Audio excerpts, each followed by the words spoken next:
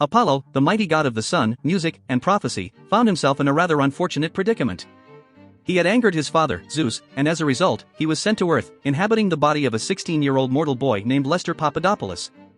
This punishment was the consequence of Apollo's actions in the battle between the gods and Gaea, the primordial goddess of the earth. As he wandered the mortal world, Apollo couldn't help but feel a tinge of regret and frustration at his current situation. He longed to regain his former status as a god and was eager to find a way to appease his father and return to Mount Olympus. The events that led to Apollo's punishment were rooted in the ancient conflict between the gods and the primordial forces of nature. Gaea, the earth goddess, had risen up against the gods, seeking to overthrow them and reclaim dominion over the world. In this great battle, Apollo had played a significant role, using his powers to aid the gods in their struggle against Gaea and her allies. However, in his zealousness to secure victory for the Olympians, Apollo had overstepped his bounds and incurred the wrath of his father, Zeus.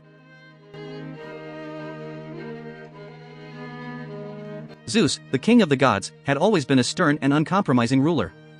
He expected unwavering loyalty and obedience from his divine offspring, and any transgression against his authority was met with swift and severe punishment.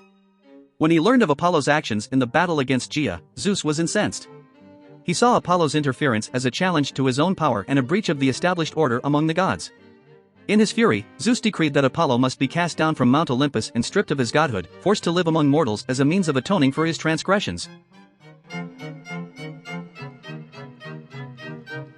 As Apollo found himself inhabiting the mortal form of Lester Papadopolous, he was filled with a sense of disorientation and vulnerability. Gone were his godly powers and immortality, replaced by the limitations and frailties of human existence. He struggled to come to terms with his new identity and the reality of his punishment.